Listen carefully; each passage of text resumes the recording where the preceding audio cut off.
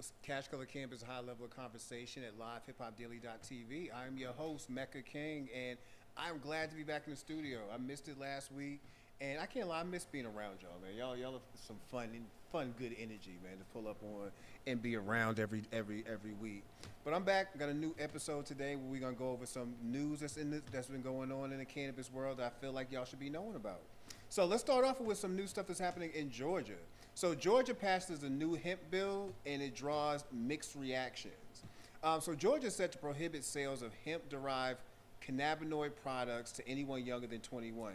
That includes goods that include containing CBD as well as anything that's intoxicating, synthetically derived cannabinoids such as Delta 8 THC or Delta 9 THC. The new age restrictions for consumers and new registration and testing requirements for hemp cultivators and producers are all part of the new bill that's being passed by the State General Assembly and was recently, as far as like last week or two, was actually signed by Governor Kemp. So lawmakers in Georgia have sought to try to do this for a little while, ever since about 2018 when the U.S. Farm Bill led to a flood of what they say is unregulated products derived from hemp. When they say unregulated products, again, we talk about the Delta 8, Delta 9s of the world that they feel like has been popping up in some of these stores, especially gas stations and stuff like that. So Georgia does have a medical marijuana program, but it is low THC oil that's only allowed. So they have such a small number of people in the registry that it's still to this day kind of crazy how many people don't have a medical card in the state. But primarily it's because of that reason. It's for the low THC oil only. SB 494, as it's known as, will close the so-called THCA loophole by redefining Delta 9 THC. Now, my good friend Joe Salone, who is owner and managing partner of the Georgia Hemp Company, worked on the bill. I did not know that, but he did. He worked on the bill, and Joe feels like the regulation can get rid of so-called bad actors in the industry. His stores have already had a 21 and up policy, and their products now follow the federal guidelines. So, according to Joe, our state judges said last year that all of them are legal. Our governor signed a bill saying it's legal. We're ecstatic. There are going to be some products that we can no longer sell in the store, such as food and edibles, except for gummies, and there's no longer smokables, and that's a huge thing. Smokable flowers have been taken away, and is going to make the black market really hot in the next year or so, said Joe Salone when he spoke to Atlanta News about that.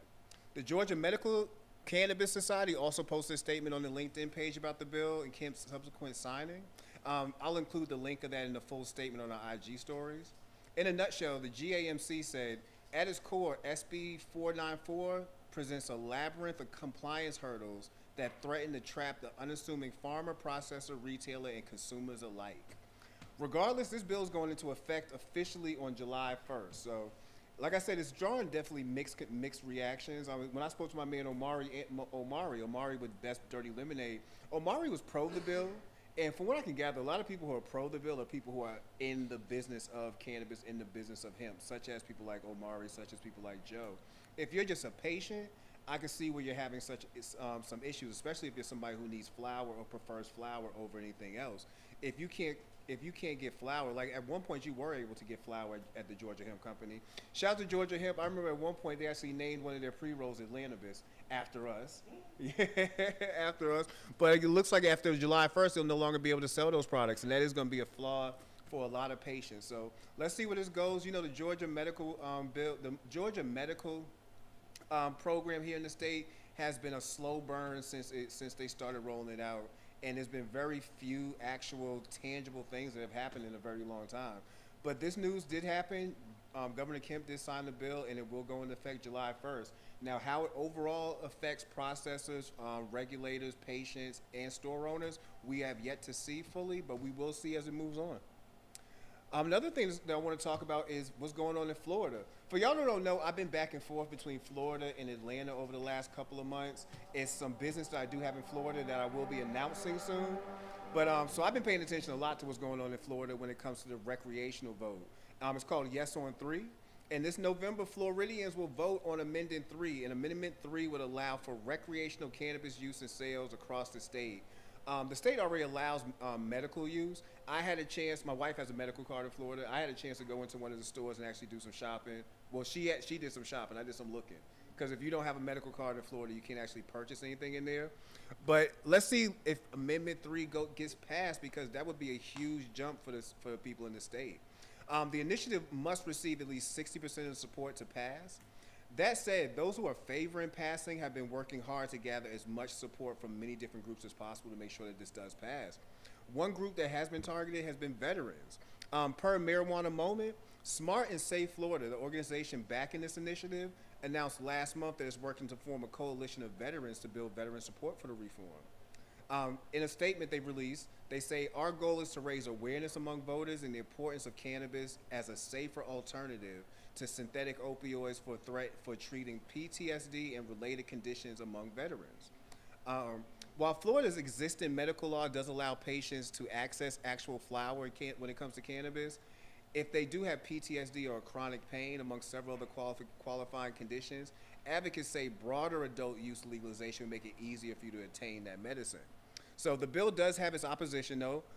While he's not running for governor, Ron DeSantis still is trying to use his political reach to impact the vote. Florida Republican Party has officially come out against a marijuana legalization initiative, and clearing the way for Ron DeSantis to raise money to fund the opposition campaign against the measure. The governor plans to fundraise for the campaign, opposing both cannabis initiative and abortion rights as well. A proposal that's headed into the election. So he will be funneling money into these campaigns and hope to block some of this legislation that he's seeing. The resolution states that Amendment 3 would benefit powerful. They claim, the Republican Party claims, that the Amendment 3 would benefit only powerful marijuana special interests while putting children at risk and endangering Floridians, families, and friendly businesses and tourism in the tourist society. Our good friend Roz McCarthy, she actually contributed a story for Volume 6 of CashColorCannabis magazine, which is available for sale right now, chronicling the push for rec in Florida. So please purchase a copy of the magazine and read her full piece. Again, link will be in the bio of our Instagram post later tonight, so make sure that you support that as well. She is a great person. She's been a huge advocate for us for the last couple of years, and I can't wait to work with her more when I do get down to Florida a lot more.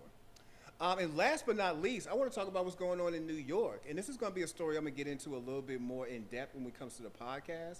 But most recently, New York Governor Hochul asked Chris Alexander to resign as executive director of the New York State Office of Cannabis Management, a position that she personally tapped him to lead. Now, the decision, which sparked a wave of reaction across New York, was made in wake of an audit of the Office of Cannabis Management. And the audit added weight to the governor's move and stirred both support and criticism. Chris has been in this position since the office's inception in 2021. Now, I had the chance to speak with Chris last year for Volume 3 of the magazine, and I got a chance to get to know Chris a little bit. I was definitely a fan of what he was attempting to do, especially when it came to the social equity fund that they was trying to roll out.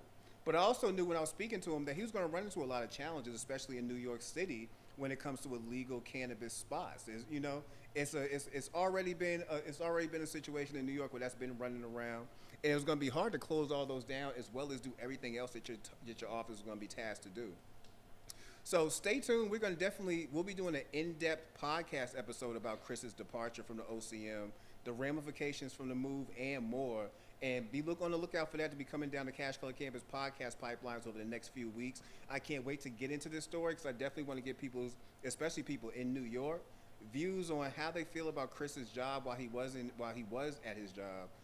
The decision the governor made, because it seems so abrupt, and just all the controversy that's going to happen with him being gone. Because once you take something out of the pipeline like that, for a person like him, it's going to lead to more issues. You know what I mean? Like, it's not like you're going to be able to fill that position immediately. They clearly haven't. So it's going to be interesting. So look forward to that episode coming live soon. And Chris, I wish you nothing but the best. But we will get into that story a little bit later through CashColorCannabis podcast.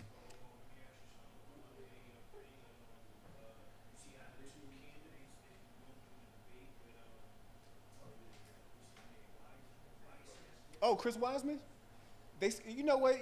At this point, I'm watching debates. I remember back when debates was something you would be honored to do, and I feel like that's something that Donald Trump set in motion, where people feel like they don't have to if you feel like you ain't gonna win it. I feel like Christian Wiseman has been a huge advocate of the podcast, and I've been a huge supporter of him in his runs in both of his runs for Attorney General, and I think that he'll be a great person to be in office.